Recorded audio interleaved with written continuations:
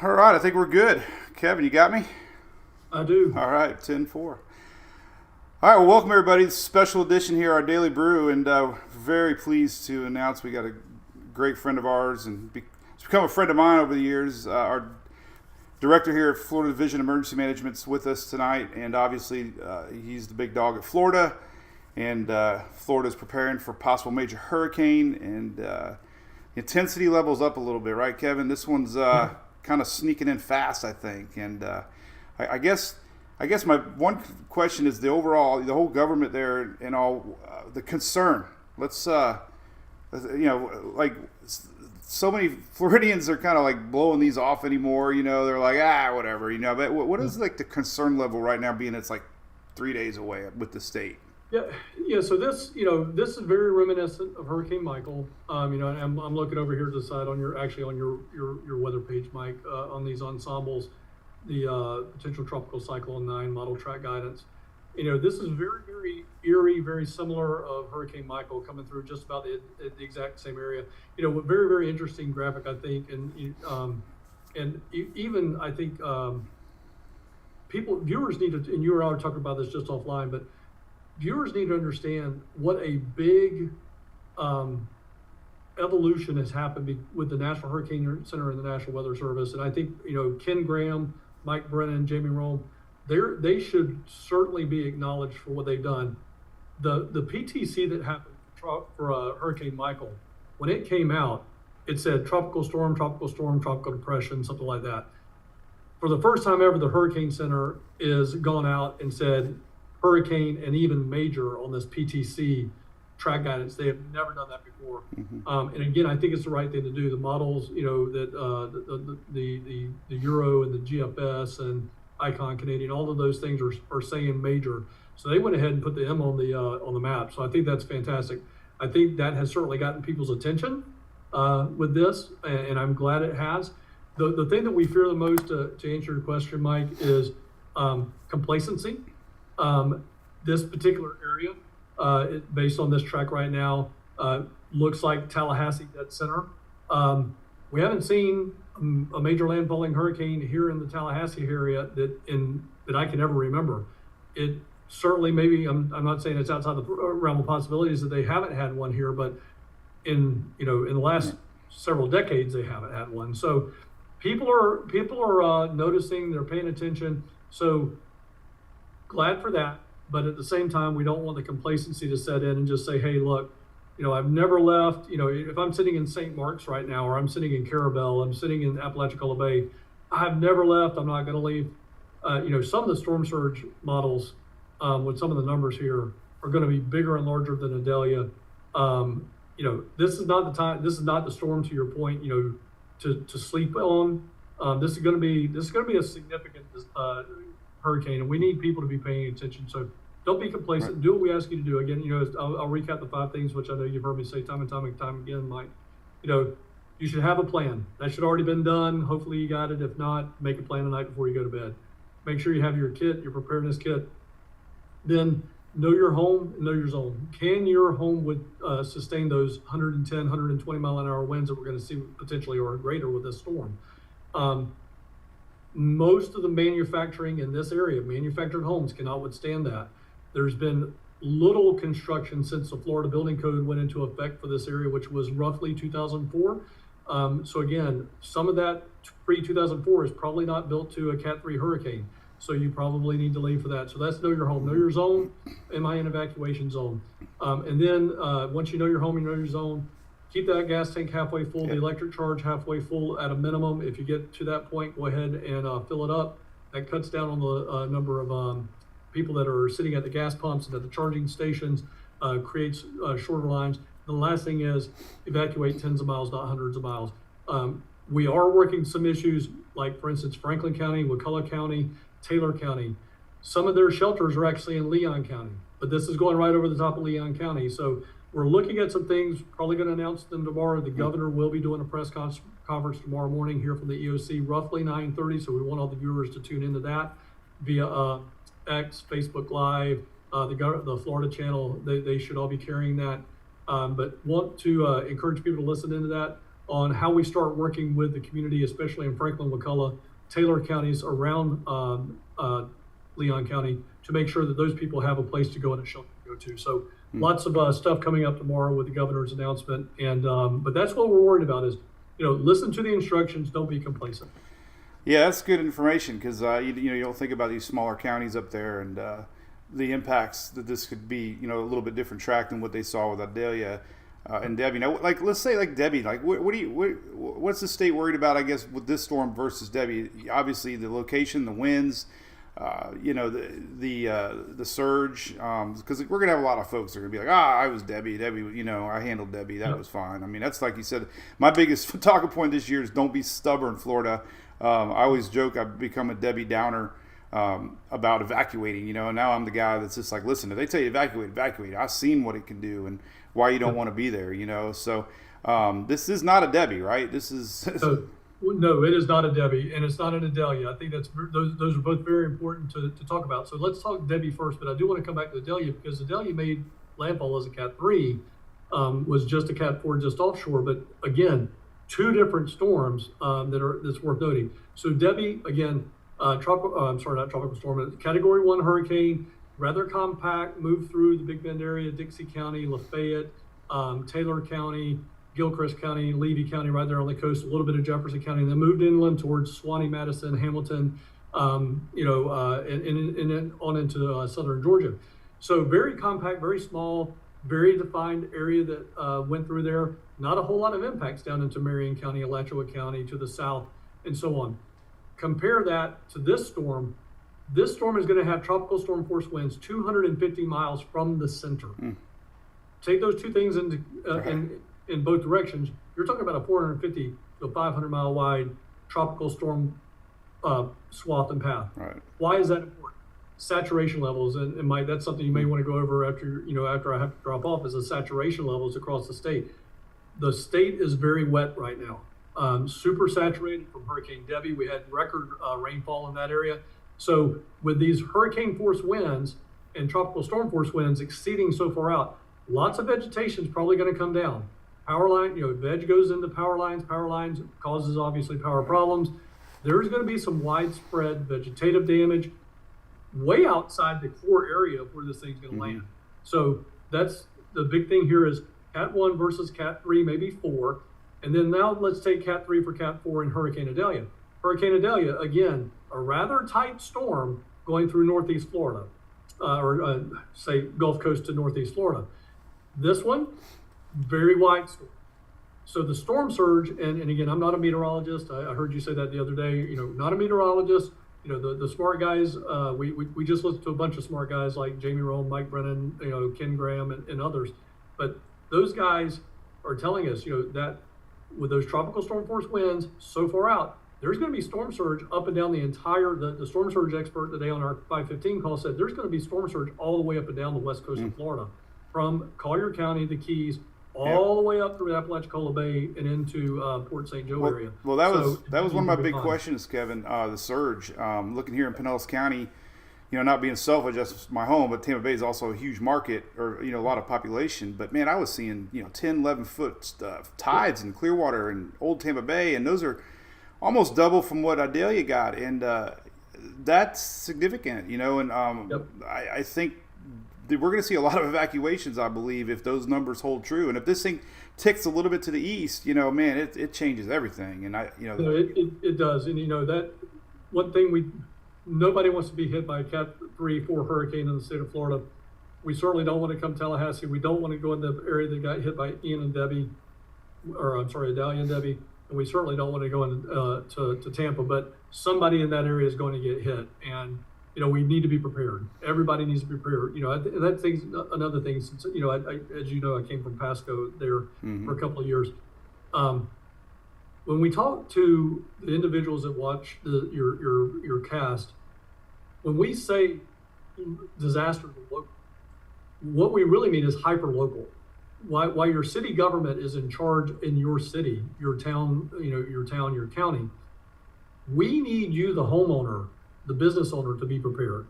So when we say disaster local starts in your home, local starts in your business and getting prepared at that level. Yeah, it makes sense. I mean, so we could see your evacuations as early as tomorrow, right? I mean, this could be people could be waking up tomorrow to evacuations. Yep. Yeah, it would not surprise me. And again, each and every county's evacuation notice is at the local level. That's going to come from your local emergency management director. But for like special needs sheltering, would not surprise me if special and functional needs sheltering starts happening tomorrow midday, maybe even tomorrow night. You may see some shelters start open for special needs. And then to Wednesday morning, 100%, you're going to see a lot of shelters opening up throughout the day on Wednesday. So again, trying to move these ALF, nursing home, hospitals, things like that are right on the waterfront that need to evacuate. Those are going to start happening probably as soon as tomorrow, followed by general population evacuations ordered probably first thing Wednesday morning. Right. In areas where we have bigger time crunches, again, Pinellas being one of those. Kathy Perkins, you guys that are in the Pinellas County market, make sure that you're listening to Kathy. Been doing this a long time, since probably 30 years plus now. Make sure you listen to Kathy. She's going to have to call for evacuations earlier than, say, a Pasco or a Hillsborough County, because being there on the peninsula, as you guys well know, you only have a few evacuation routes that you can get out of. But listen and follow Kathy's instructions there. Listen to Tim in Hillsborough County. Andy up in Pasco and beyond. But please make sure you're listening to those guys in that Tampa Bay area should this thing do a tick east, because you may not have a whole lot of time. Yeah, it's a little scary. I think the timing of this one snuck up on everybody, and it's unprecedented. It's a PTC not named, and they can't name it if it's not classified yet. But I'm sure there's still some folks out there that say, it's not even named yet. But I guess today the panic level for me got up a little bit, because it's like, oh my God, it's like you talk to Floridians, and a lot of them just turn off the internet and the news, and that seems like a trend. So, I'm stressing everybody, get the word out. You be the voice. All of us living on social media. Everything Kevin said. Great information about the 5 steps there, and know your zone. Obviously, number one. And the gas is big. We've already seen gas lines in Tampa Bay. And it'll. Once we get watches and warnings in place, then the reality comes in. So get that gas, like Kevin said, and. Halfway full, halfway there is amazing, because you don't want to decide to get gas when it's too late. I've seen that a million times. So I guess the last thing is, new people to Florida. We got so many people moving to Florida, and if they're panicking, like where do they turn? Like right now, like if they're sitting at their computer, what does the state suggest to anybody that's needs comforting and information? This storm. What we would want them to do, there's 2 things you can do. For ease on this broadcast that we're doing right now, floridadisaster.org, you can go to our website, you can click there, there's banners right at the top right now that are reference to potential tropical cyclone 9 and how to prepare. Just go to our website, click on the links, it'll take you right through what you need to know. If you're, the other option is that you can go to your local county emergency management website. Again, whatever county you're in, if you just put that in there and type in emergency management, it should get you to your local county homepage.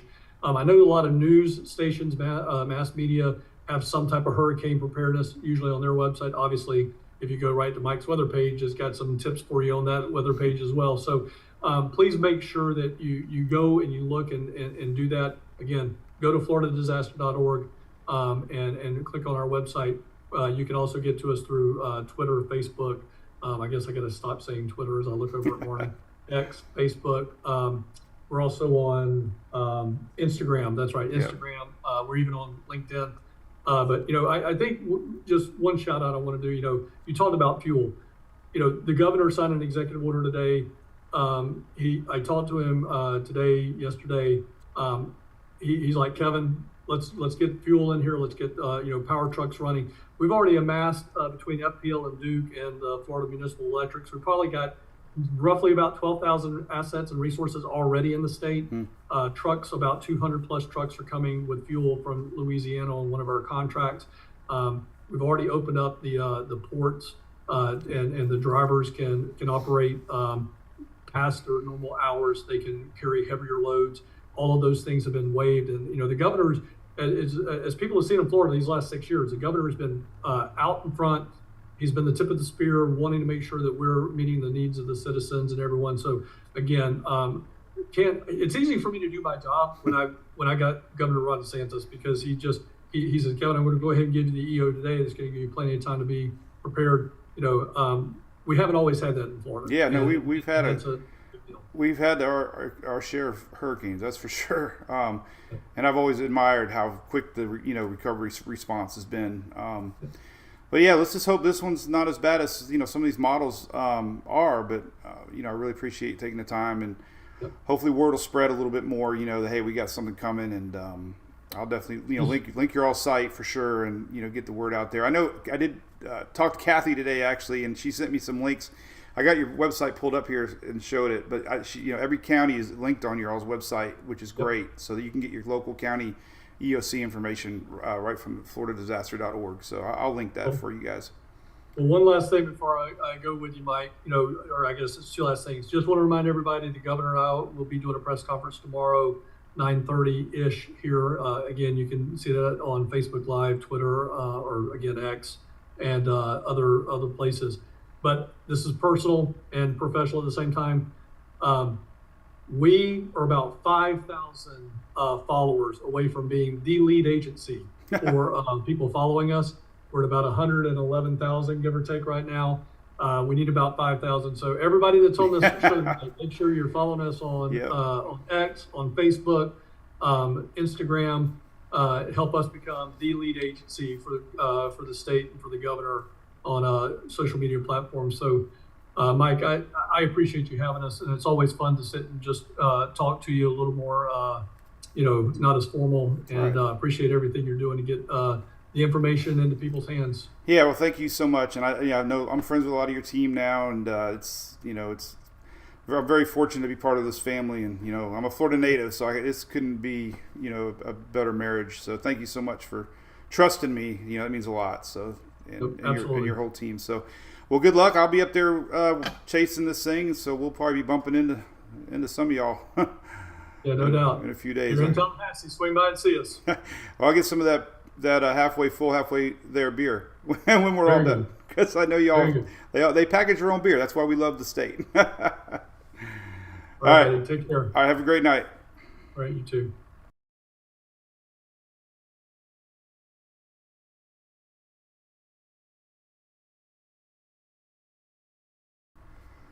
All right, thanks everybody for letting me do that at our 9 o'clock Dirty 30. But I got a lot of great information ready to pull up too, so don't go anywhere. I'm gonna do our full little rundown here. So let me get my camera back up. So that was hopefully some good information. The state's taking this very seriously. I think that's the tone that I'm getting is not a lot of seriousness maybe right now. It's hard to tell. So hopefully having Kevin Guthrie on here, if you're living in the state of Florida, they're ready for you. They got your back. I think we have one of the best states for recovery, or at least, from what I see, they do a phenomenal job getting things ready and alignment. And as Kevin mentioned, fuel, you don't think about things like that. We don't want a fuel shortage. So they think ahead, and they bring in all these extra trucks of fuel. So, Tampa Bay gas stations today, we're running out of gas already. So I'm sure it's going to get really crazy tomorrow once we start getting watches and warnings. Surely it's going to, magnify a little bit some of this intensity. So, hopefully you have your plan now and, are ready for this thing. So I'm going to leave my camera small. I look like I lost 20 pounds there. But anyway, let's talk about this, okay? So, again, thank you to the state, Kevin Guthrie, Florida Division of Emergency Management. They always allow us to share information, and it's a great partnership that we have. And I'm sure we'll probably talk again maybe tomorrow. But we're going to talk about PTC number 9. I might have said 8, but it's PTC 9. It's still not named yet. I know everybody's probably wondering, why isn't this thing named yet? Why are we worried about something that's not named? Well, first off, I think this is one of the first times I've ever seen a PTC forecast to be a major hurricane. Okay, so don't let that fool you. The 8 o'clock advisory just came out. This is Zoom.Earth, by the way. The big takeaway on the 8 o'clock advisory for me is the pressures are down again. They're 1,002. So we've seen this gradual reduction of pressures in the last day. 1,007, now it's 1,002. All along, we always said, whatever it does here means so much down the road. So the more it gets its act together now is big trouble down the road. All right, that's the bottom line. Major hurricane officially expected from the National Hurricane Center. Some of the models are more, some are less, but we got to start sticking to official forecasts at this point and, take all that seriously. Timing's still the same. We're looking at Tuesday, or today's Tuesday, Thursday, with rain bands beginning Wednesday morning for the Keys. Midday Wednesday, you can see tropical storm force winds in the middle part of Florida. So this is the way it looks right now. We'll get a new track update at 11 o'clock, but I got a lot of things to show you right now. So let's, I don't have any comments up. I apologize. Usually our Dirty 30 is just rolling right into it. So this is what we're going to do. So here's all the latest from today. Still a very serious chance this thing could be a 3, or as Kevin said, a 4.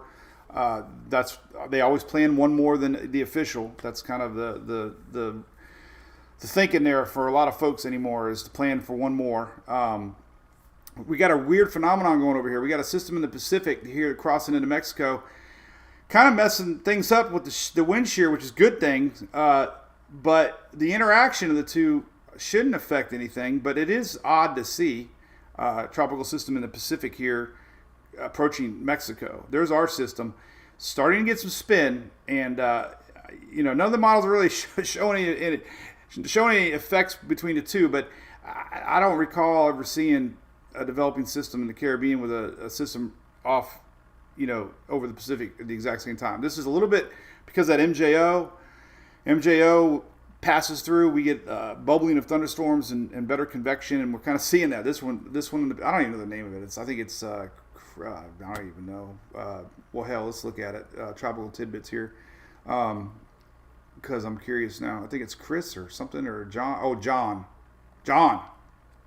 Kind of different name for hurricane. Well, anyway, it's Hurricane John, but it's not expected to go anywhere. So once our system pulls away, our environmental conditions supposed to get better for PTC 9, eventually Helene. But that is kind of weird to see a hurricane right beside a developing hurricane. A little bit closer, definitely seeing that spin. Very cautious for anybody right now that tries to roller coaster the emotions on a model run that might be extremely strong, and then the next run it's not. The fact is, history says, this area, the conditions ahead, this thing's got the real potential to be a major hurricane. Okay, the Hurricane Center even said that they are on the lower end of the hurricane scale, so they're not even as high as the modeling was at 5 o'clock.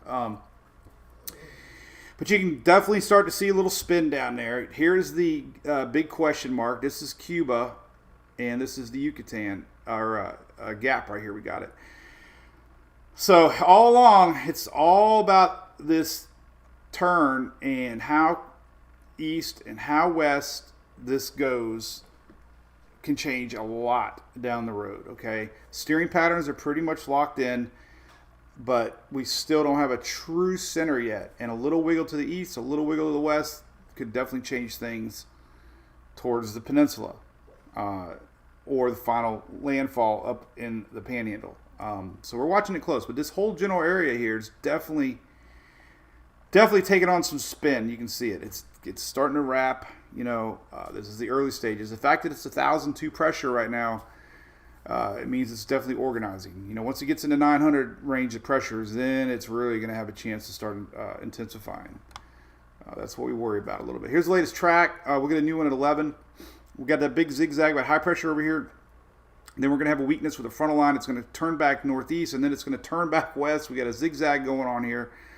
Hurricane watches are already up for Yucatan and parts of Cuba. We got tropical storm watches for the Keys. That's because we're within 48 hours. These are definitely, we're going to have increased watches and warnings all the way up to Florida Peninsula. That'll be coming soon. We might get another batch of those at 11. It takes time. It's got to be within 48 hours before they issue watches and warnings. So I guess the biggest takeaway more than anything is the consistency of timing and the consistency of the general track. The general track has not really changed that much. We got to look at that cone. The cone is so important to talk about. Now, we normally don't put the black line on there. That's a no-no, but I am not opening a beer. I'm opening up a Mountain Dew. Why am I showing the cone? Well, first off, we can't focus on this black line. The black line is the center of the storm. That center can go anywhere in that cone. And over the years, I have seen more chances that 2 or 3 days out, this black line is going to be either here or here. This cone is pretty darn accurate. The NHC cone, very accurate. Okay, that's doesn't change too much as we get closer to a storm. It might wiggle a little here and there, but that overall cone that we're looking at right now, is where you need to focus on as the center of the storm. As Kevin mentioned, this storm could have 200 plus miles of tropical storm force winds. Okay, so let's say it rides here, or even here. We got a lot of effects going off to the east, okay?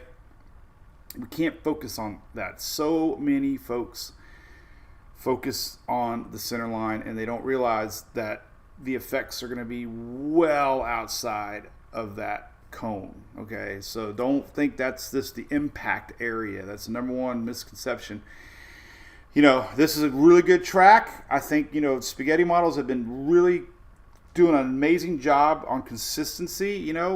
We still look at ensembles, but the best guess at this point is pretty solid, for Northern Florida, Eastern Gulf right there. And as Kevin mentioned, it's a whole different population up there that has, Idalia and Debbie and other storms stay a little bit to the east, meaning all the effects are often to the east. Now we get a center to the west on the dirty side. Tropical systems primarily have their worst conditions, obviously, where they hit landfall, but to the east. So we'll see if that changes at 11, but, still a very large impacted area possibly. Well, I didn't mean to go that far west, like that. How about that? That might be a little more realistic. We could see impacts. That's because we're going to have feeder bands start coming in on Wednesday. These feeder bands are going to be strong through the state on Wednesday into Thursday. We're going to see tornado warnings. We've seen dozens of tornado warnings in the past this season. We're likely to see dozens of tornado warnings through the whole Florida Peninsula as our storm passes by, and that's a reality. So as Kevin mentioned, we probably might start seeing evacuations for these county areas, especially Pinellas County. It's a large area, and we got less ways to evacuate. Schools likely will be out, possibly Wednesday, definitely Thursday. There's going to be a lot of school closures because of this large tropical system. And then we go past Florida, and we're going to see effects in the range of hurricane winds well into Georgia, possibly Alabama, as this thing crosses the state line. Okay, we've seen it so many times. A strengthening hurricane up towards landfall will continue inland, bringing a lot of effects that a lot of folks had no idea were coming. So this will be one of those systems that we have power outages way inland because it's not going to just slow down. I mean, 940 pressure, 50 pressure, 30 pressure, 20 pressure.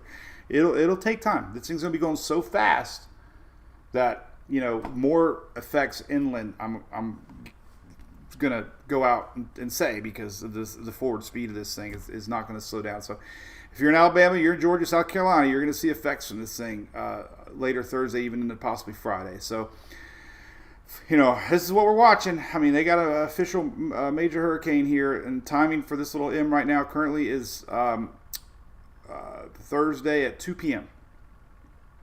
So that means you're going to start to feel effects as early as Wednesday night here across the Big Bend area and upper Florida Panhandle with landfall somewhere Thursday. All the models have been pretty consistent with that. Here's your timing. This is your earliest arrival of tropical storm force winds. Like I said, the Keys, 8 a.m. on Wednesday. We got tropical storm force winds already nearing, west central Florida down possibly Miami, Fort Lauderdale, Wednesday p.m. And then by Thursday a.m., we're already going to see tropical storm force winds into the upper Gulf as feeder bands start making their way in. And look at that. Tropical storm force winds can be felt possibly all the way up towards Carolinas. That is because as our system turns, we're still going to have a lot of feeder bands rotating in as our system, hangs out as it kind of reacts to an upper level low that's coming into play. And so the East Coast impacts are still looking a little less likely of a worst case scenario. If we would have had a crossover, system fast, this is an odd one. We're going to get this little zigzag craziness here that could bring a little zag closer here, and it could bring a little zag closer there. It's really weird. We got a low pressure coming down. I think if we were to get any surprises at all, it might be a little bit more to the east or a little bit more to the west because of this low pressure. Not a typical setup with a front line coming down. So, if you're in that Tallahassee area and you're, that whole upper panhandle area, you need to be watching this extremely close because a lot of that area it's never got hit with anything this strong. We got so many trees up there. We already seen what kind of flooding, can happen. The grounds are saturated, as Kevin mentioned. The rivers have not gone down. We've had nothing but rain since Debbie.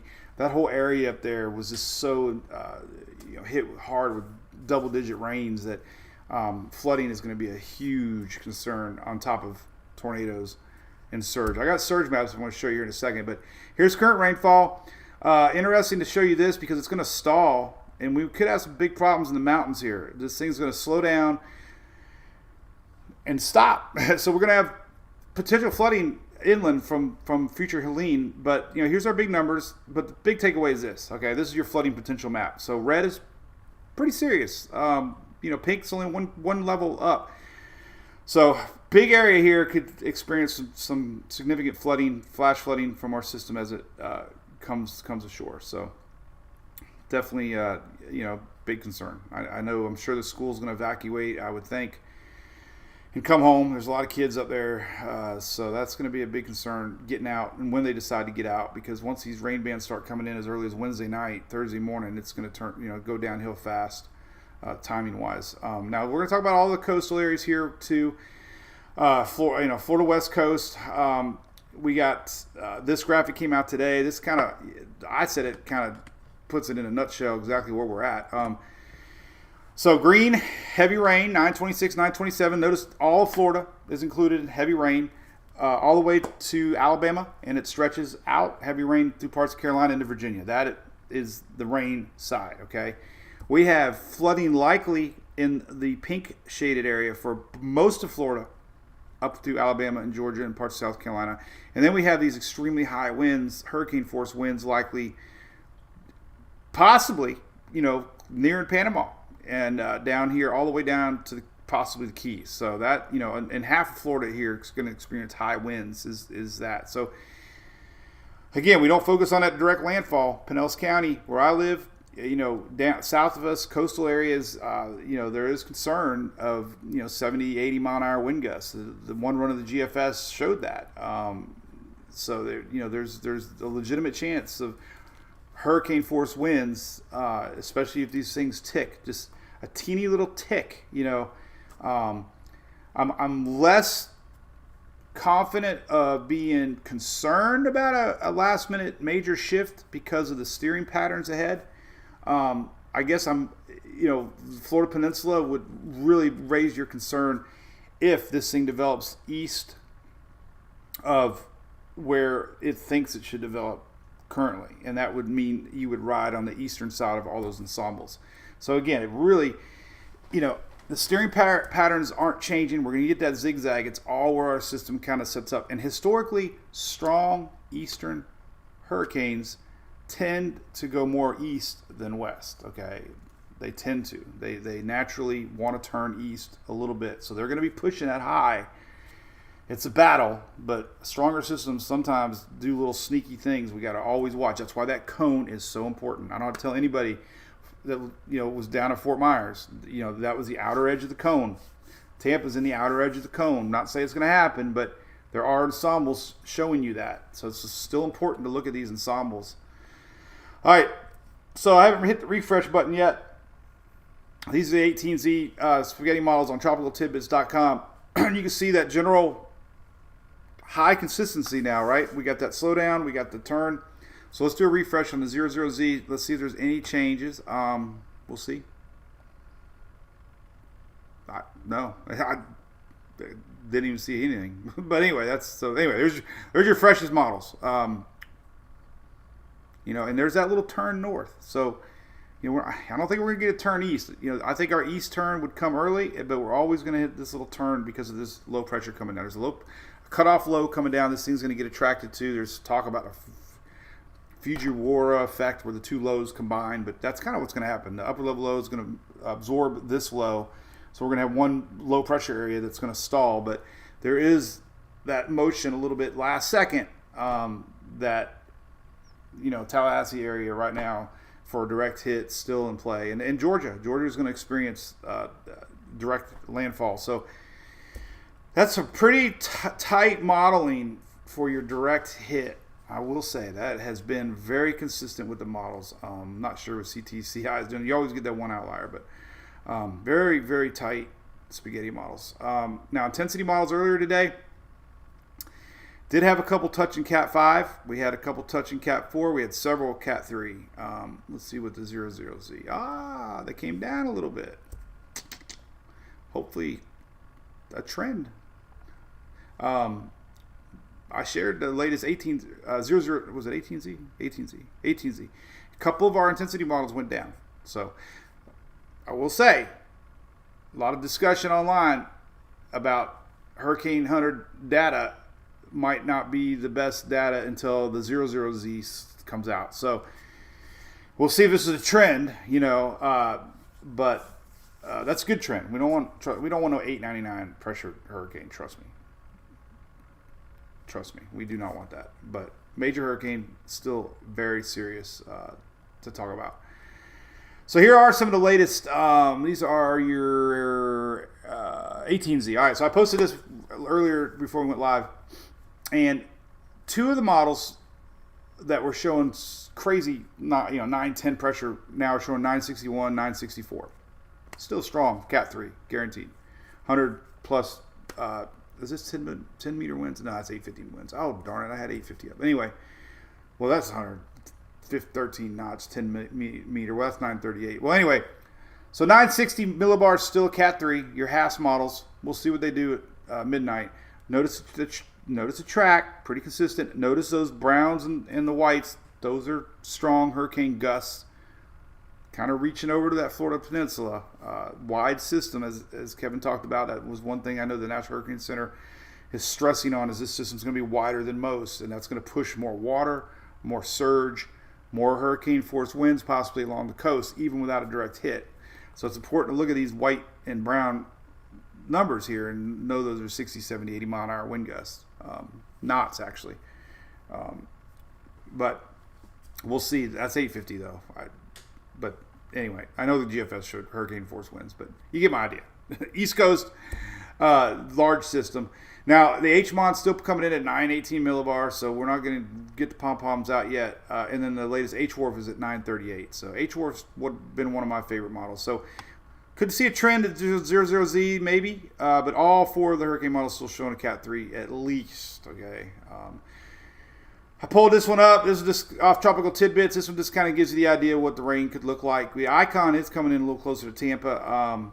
The Canadians more Apalachicola, GFS smack dab, kind of where the NHC track is, along with the Euro. So that just shows you the rain going in. These are all Thursday.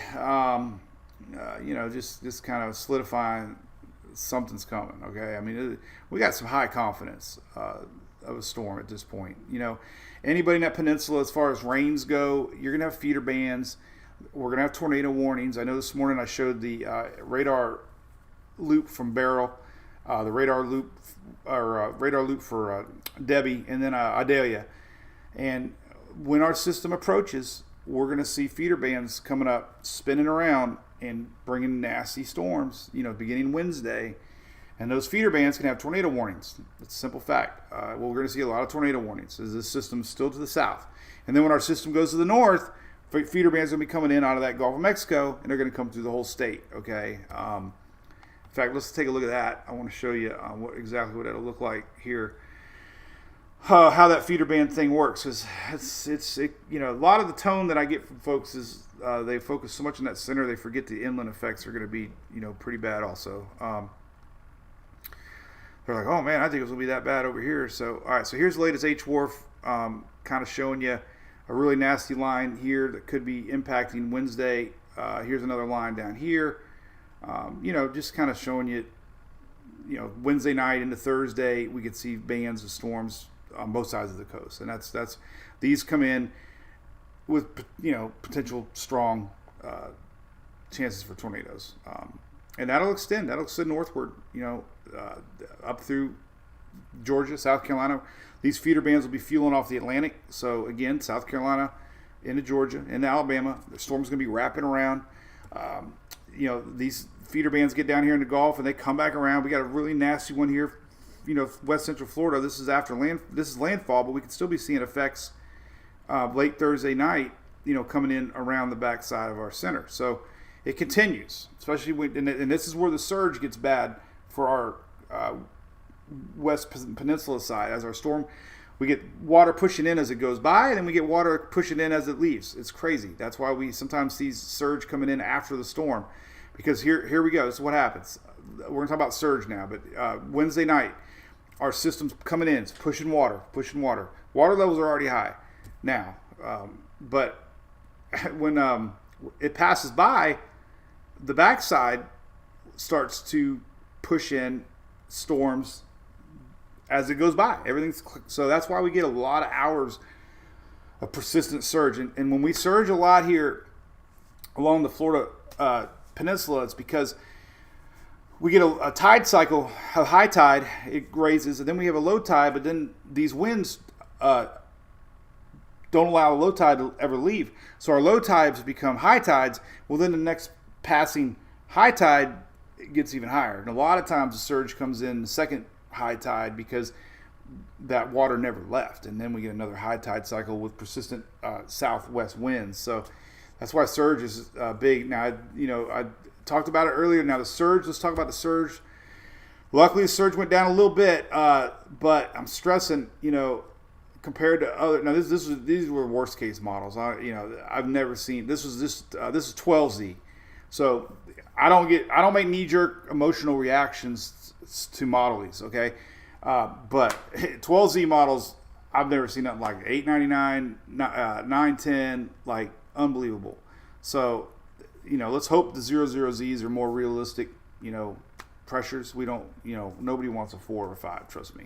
But we got to be aware that it's very possible, especially with the conditions ahead. And we've seen those pressures drop. That was my concern. If tomorrow these pressures get down to 995 on Tuesday, it's going to have time to really get going. Once this thing consolidates into a low pressure area, then it can start doing its thing. That's always been the problem with systems this season to get going. Beryl had that seed from the get-go. Man, it did not take long to intensify. But when Debbie, Francine, they took a while to develop some sort of a spin, But once these tropical systems get that spin, and that's what the hurricane hunter is looking for, then it's on, and that's what we got to worry about. These are the hottest waters. I mean, we'll go over all that tomorrow morning, but this is not to say this is not going to happen until we see some sort of change. But now we're still looking at ensembles. These are your 12Zs. Again, the black line is the average of the Euro ensembles. The black line is the average of the GFS ensembles. They're very, very close together, but we always have outliers, and this is the big thing. Notice these outliers here, these initialize here, and all these kind of have a better chance to go on the east side. If our storm develops here, for some reason it'll just kind of ride on that side. So you can tell that the models are kind of having a hard time guessing where our center is going to take shape, but that's why we have a fan of possibilities right now, and that's why we don't take our eyes off of these outliers. Okay, it's not hype. Trust me. Every system, almost every system in the last 4 years has not fallen that black center line 2 days out. So we just pay attention to the ensembles. Once they really tighten up, the eye at least will become a lot clearer. But especially Florida Peninsula, any nudges to the east, changes so much as far as impacts go. Idalia had unbelievable flooding from Fort Myers all the way to landfall, and it was 100 miles off the coast while it was developing. And we had unbelievable surge here, across the Florida West Coast. So it does not have to hit to create a lot of problems. And some of these surge maps I'm going to show you, luckily, have come down big time, thank goodness. But even Tampa Bay is still showing some tremendous surge. Tampa Bay during Debbie, we had bridges shut down, and and that was a tropical storm. So this is showing almost 8 foot here in Tampa Bay. Davis Island, almost 8 foot. Earlier today it was 10, 11 foot. So we got to watch this trend. Any bumps to the east, this is going to come back again. These are predicted possibilities of places that could have surge. Now, I'm not sure I can even see this happening. They showed it earlier today, but it's still showing the possibility of this reaching Tampa Road where I live, meaning a lot of people would be flooded, like a lot of people. And then we go over here to the barrier islands. We know this area all too well. These little areas, St. Pete Beach, Treasure Island, Madeira Beach, every one of y'all that have flooded in the past, these are higher numbers than we had during Idalia and Ada, okay? We've lost a lot of beach because of those storms, and it won't take a lot to have a repeat pattern. So if I lived along any coastal areas that have flooded in the past during Idalia and before, I'll be paying a little extra close attention, because some of these models, now we had higher numbers earlier today, and so they have come down quite a bit. This green is still 4 to 5 foot, so not taking anything away. Just this is a good tool. It's on my website. And of course, as we go farther to the north, Home and South Springs, Crystal River, obviously serious concern still this way because it's closer to landfall. Crystal River, we're talking, what is that, 9 foot. And unfortunately, all these towns that just dealt with 2 other hurricanes in the past. But with a landfall a little bit more to the west, unfortunately, we're getting new towns that have not had any impact because we have a little bit farther west tracking system. So it's all dependent very much so on the track and changes and intensity. So intensity goes up, surge goes up. Track change to the east, we get a lot more to the east. Track change to the west, we get a lot more surge to the west. So this is all track dependent, but I have a feeling the surge numbers that are going to come out are going to be pretty high, higher than we've seen with other storms recently for whatever reason. Lower pressure, deeper pressures. So that'll be coming. So especially Tampa Bay area needs to be watching this extremely close. Now all this stuff's on the website of National Hurricane Center. Storm surge inundation map is on there. If you go to my site, everything that I'm clicking on right now is that you might ever want is on this column right here. I have so much information here: winds, surge, everything you could possibly want. So everything you need, hopefully, is on this column right there, including surge maps, Gulf surge map detailed, spaghetti, ensemble means. Just take your time and click on these.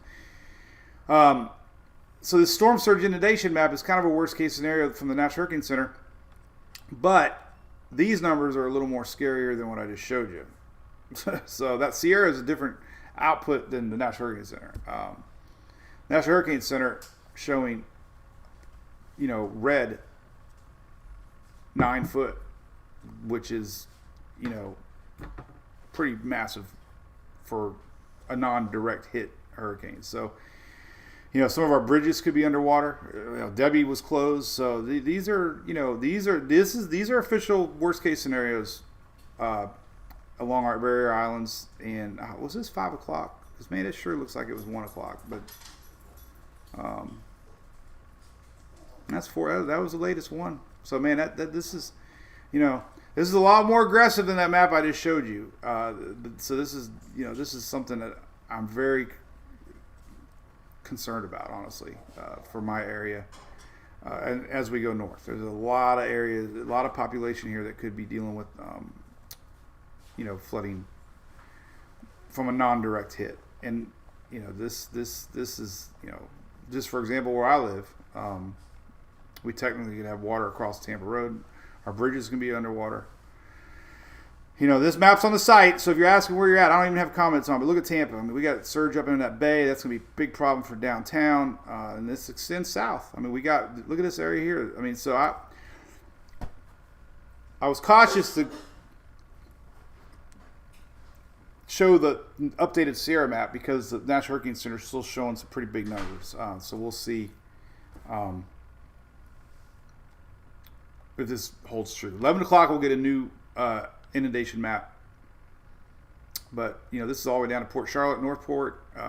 It's big numbers, man. Big numbers. I'm really surprised that we're seeing that. I did talk to Dennis today about it. We were both kind of scratching our heads if this is really possible or not. But some of the highest numbers I've seen in our area since I've been here. So if this verifies, we could see some of the highest surge we've seen in a long time here in this area. And that's something to just watch, But unfortunately, this is going to continue all the way through here. So that map's on there.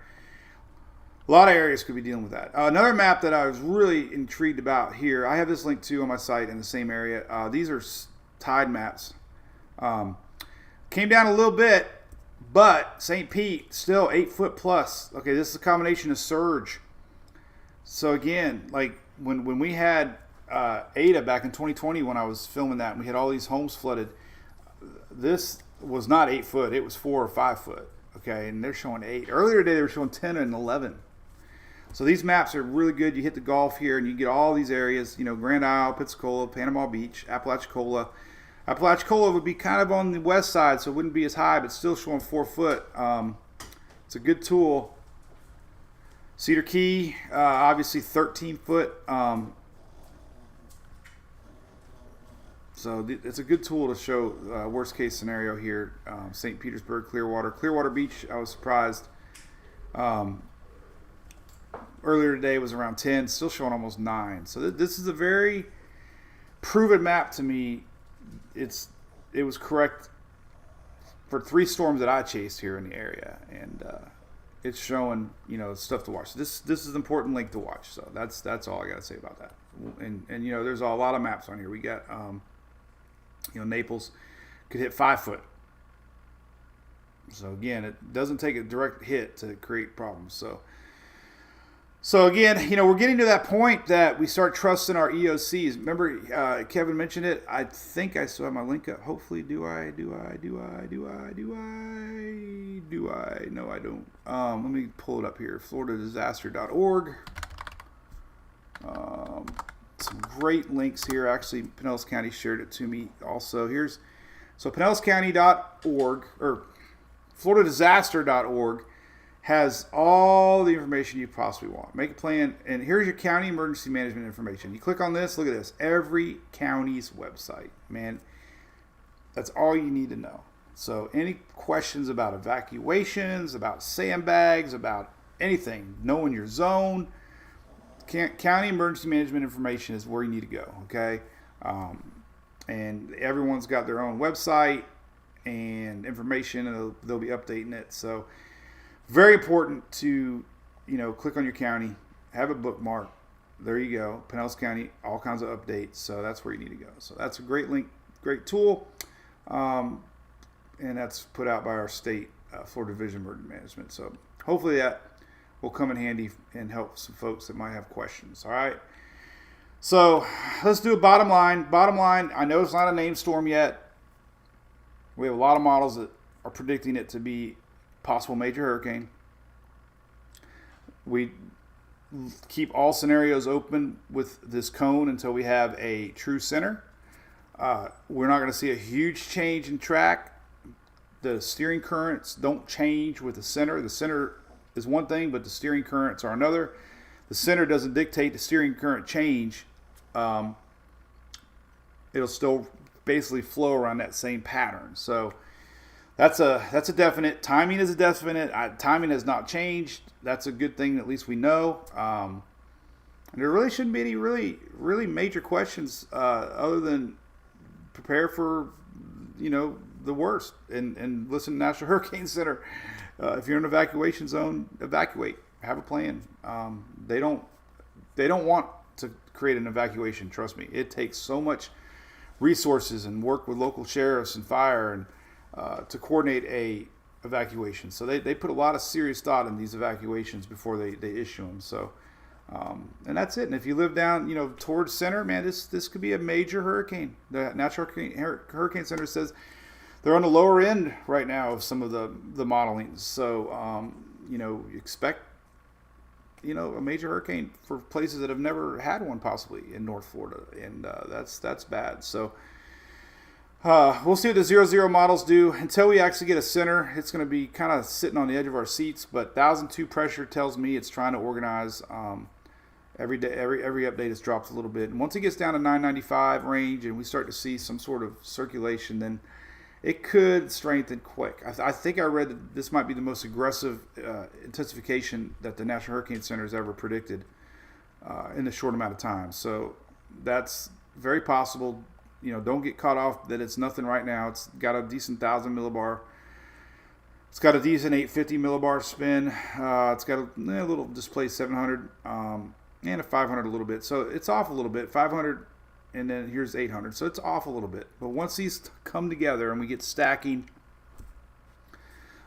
we get a little bit of shear right now, I think, coming in from that other system. But the shear is definitely expected to relax tomorrow. So very little speculation at this point. Just how close it wiggles to the east and how much it wiggles to the west will change a lot. And, we paid close attention to these surge maps. We know there's going to be extreme, rain bands on both sides of the state. We know there's going to be flooding. We know that some of the rain totals don't look terrible. That's one good news. I don't think we're seeing any double-digit rains coming out of this thing.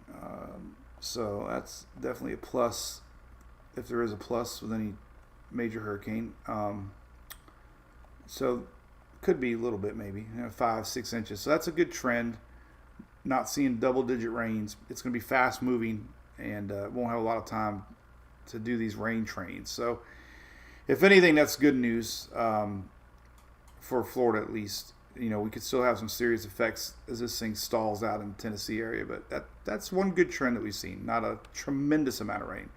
Now, trust me, 4 inches in some of these areas, Tampa Bay and Sarasota, I mean, it's nothing to turn your hat on, but at least we're not seeing anything yet that's popping up too extreme. So I do feel encouraged about that. We can go to the latest Euro here real quick and see if we got any purple shown, which is your rain train. Yeah, it's a little higher on this map. So maybe I spoke to. Well, it's 9 down here though. But yeah, you get the idea where the heavy rains can be. We wouldn't have a red flooding risk if there wasn't concern about flooding. Everybody always wants to ask about Harvey, so we don't see Harvey style flooding. That would take a stalling system. That. So yeah, so far the rain doesn't look too extreme, if that makes sense to you. Yeah, so we'll just see. We'll have fresh data going into the models. So overnight, 0-0Z, the 0-0Z models will be very telling. Okay, they'll have the freshest data from the planes, and it'll make a lot more sense tomorrow morning. And tomorrow's Tuesday. We're talking about this thing we're going to be approaching on Thursday. I mean, it's not that far away. So we still got a lot to watch. I think tomorrow morning will really tell a lot as far as model consistency on intensity, what it looks like tomorrow, what the storm looks like tomorrow. Is it consolidated enough? Then we got to worry about rapid intensification. So that's what we're watching. So listen, we'll be live at 9:19. I didn't read comments, so I'm not being rude. It's just the way I do it when we get a storm. We'll be live tomorrow at 9:19 Eastern. And we'll see for sure what overnight says. So 11 o'clock, man, we got a new update at 11. This will be really, really interesting from the National Hurricane Center. We'll get new cones, we'll get new watches, we'll get new warnings, we'll get new surge forecasts. Okay, so we'll definitely, you'll want to stay for that. All right, So thanks again to the state of Florida, Florida Division of Emergency Management, Mr. Kevin Guthrie,